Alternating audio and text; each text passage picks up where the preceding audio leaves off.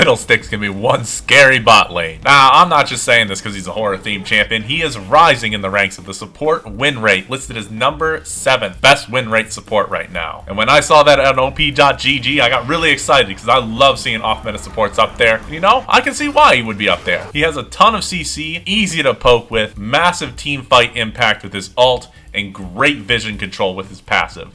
However, there are some downsides. He does lack a lot of damage early game. You really need to know where to position him correctly to be the highest impact he can, and that really makes it easy to catch you out. Now, some of his abilities don't really lend themselves to being great for supporting, but others do, and you would be really surprised. His passive is wards. What could be better as a support? They're pretty bad early on. They get scared off easily until you hit level 6 and they become vision wards. That is when they really shine. Save yourself some gold. The passive also gives the ability to play Scarecrow if you don't move for 2 seconds, but that's kind of whatever. His Q is Spooky Scary Scarecrow. You point and click a champion and now they're afraid of you. It also deals a bit of damage, but you also have the Jump Scare passive. When you hit an enemy from Fog of War, or when you're pretending to be your brainless Scarecrow, they will be a bit spooked and they get scared. Your W is the Good Suck. This will suck your enemies dry with all their HP. Well, it deals minimal damage during the suck, but it does steal some additional damage when you finish the ability. His E is what I like to call the money maker. This ability is extremely hard to dodge, hits a wide area, deals damage, and silences. His E might as well print gold, because man, when you're a support, this is impossible to dodge, and you'll have your item done by 7 minutes. His R is the birds.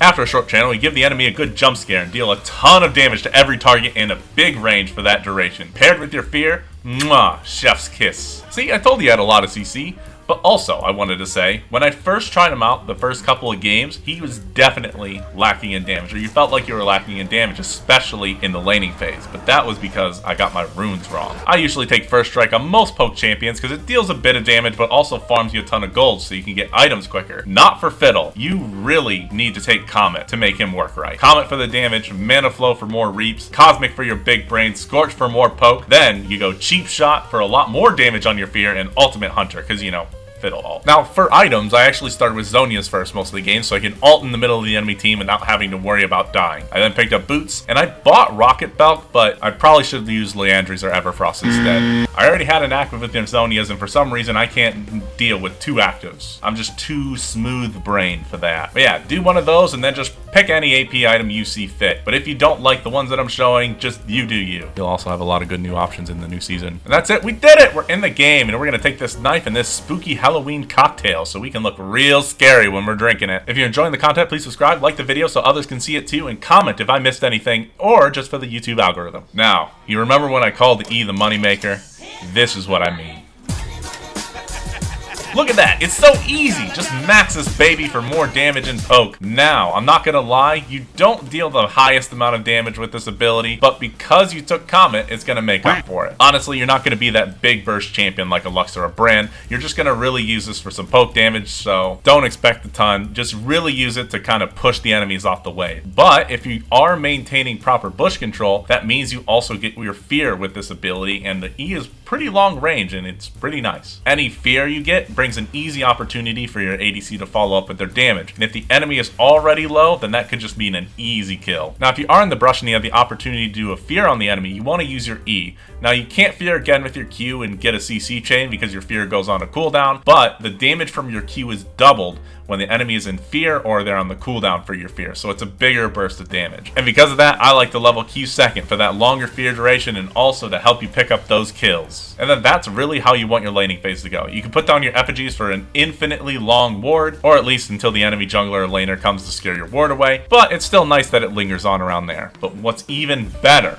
is when you hit level 6. And once we hit level 6, we're really ready to fiddle them sticks. Your effigies now give vision for clearing wards, so that means you'll always get that fear, baby! And because the enemy no longer has the opportunity to ward those brushes, you can just get that ult easy. Well, kinda easy. Once you clear their ward, they're just gonna back off. But hey, they're off the wave. Now, if you want to be really cheeky and their lane is kinda low on CC, keep in mind that a level 2 fear is enough to cover for the entire duration of your ult channel. But level 1 isn't enough. It's like 0.25 seconds off. So if you want to engage and you're just kind of in the middle of the lane where the enemy thinks they're safe because you're not going to ult them, use your Q to fear one of the enemies and then immediately go into your ult channel. Oh baby, when you get that, it's so juicy. From there, just jump scare, get kills, scare children, push lanes, get plates, get towers. Now let's take a look at that mid game. Now, once you're out of lane, you want to make sure you control vision, as that gives you the highest chance to give your enemy a heart attack. You don't want them to know where you are, but you also want to remember to keep getting in lanes so you can get some XP. Now, you know what you want to do. You want to get those sweet ult engages from the Fog of War, then get those multiplayer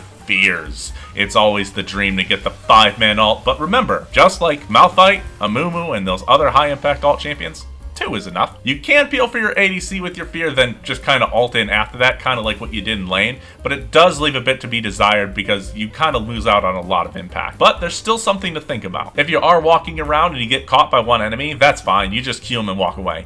2 might be an issue. 3 means that you're dead, but it doesn't mean you can't try. If you do walk into a brush and you have 3 people chasing you, E them and hopefully get a fear on all of them and escape. Now that's wishful thinking, but it could happen. Now from there, you just loom in the darkness, steady, ready to ult and wipe that team off the edge of the map. And that's it, we did it, we won the game. And if you enjoyed this video, check out this one where I have a pretty hot take on Hwei. Talk to you later.